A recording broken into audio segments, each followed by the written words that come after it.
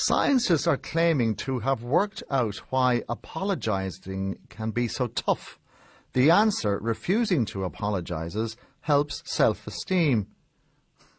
The study suggests that while apologising helps self-esteem, refusing to do so has a more powerful effect. The benefits gained by not apologising also outweigh the negative effects of a person's knowledge that they were wrong. Dr. Tyler Okimoto of the University of Queensland Business School ran 2 experiments. In one, he asked people to think about a time when they apologised, and others to think about a time when they didn't apologise. This showed results of greater power and self-esteem in the second group. In the other experiment, he asked people to write and email and refuse to apologise, and a third group were asked not to send an email at all. It was the group that emailed but refused to apologise that felt better about themselves.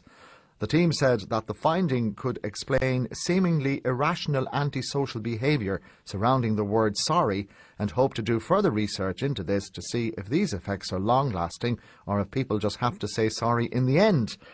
Joining me now on the line is a Dungarvan-based councillor, Michael Fitzgerald. Good morning, Michael. Morning, Billy. How are you? I'm very well indeed. Welcome to the programme. Thanks. This sort of stands received knowledge on its head, doesn't it? Well, I'd have to apologise because I have to agree on one hand. Really? And then on the other hand, I have to completely disagree. Now, unpack that for us. Well, when I read the article, I started thinking, I was saying, sort of people who wouldn't value themselves as much as other people, who might, they'd like to please other people. Apologising seems to come to them like second nature. Do you know people who would be sort of... Pleasers. Yeah, good word. Not that I like labelling people, but I think if those people stood up for themselves, part of that could be not apologising, which would be really boosting their self-esteem because they'd be making a stand against whatever they need to make a stand against.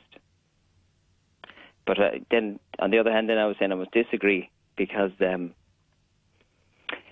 sometimes people can use apologies, can't they, to justify what they're doing. And I mean, if somebody's in an abusive relationship, yeah, they would hear apologies a lot, saying, I'm sorry, it'll never happen again, that sort of thing, you know. But I mean, they would be empty apologies, and they wouldn't do anything for self-esteem or mental health. And yet a sincere apology, well meant and accepted, has surely a beneficial effect on both sides of the coin, on both sides of the relationship. Absolutely.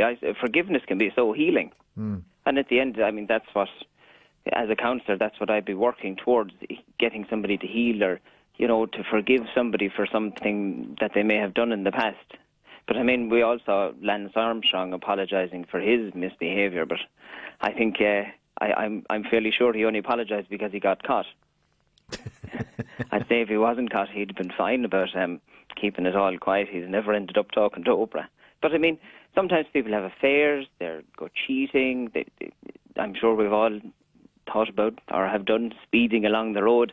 But like, unless we get caught, we're not going to apologise for it. Just to go back to this experiment we're talking about, the group that emailed but refused to apologise was the group that felt better about themselves. Why do you think that might have been the case? Doesn't it depend on the group and their makeup and their background? I would wholeheartedly agree. It depends on the individual. It depends on the context of the apology. Like, some people might. And how large the control group was, I would imagine, too. Absolutely. Yeah, it seems to have been a fairly small group. But I think sometimes when you get a powerful bunch of people, like, I've read business magazines where people would see, like, apologising as a weakness. And if you apologise instantly, the opposition will be in to, you know, take over your company or whatever the equivalent in business is. Yeah. But it's difficult, isn't it? I mean, if you had a bunch of powerful people and, like, they're into gaining more power, then not apologising will bolster their position.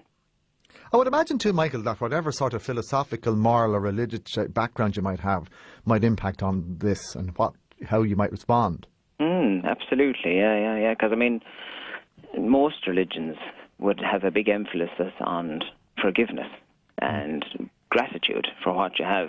And I know they're old sort of hat, aren't they, at this point? But at the end of the day, being grateful is sort of what leads us to being happy. Being envious certainly leads us to being unhappy, wishing I had what the other fella had.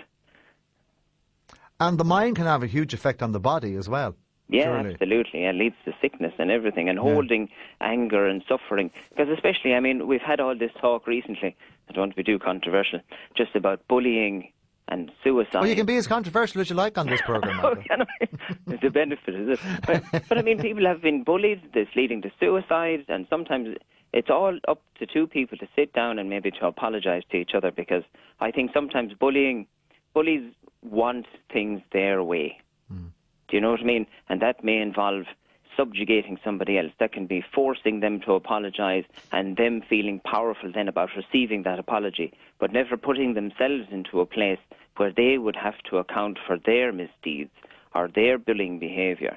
So often, like in just mediation or just getting people to sit down, sure, even in simple marriages, I'm sure if I didn't apologise to my wife every now and again, she wouldn't stay, really. But is it sincere, Michael? Is it sincere? Well, I'm sure she could tell the difference at this stage.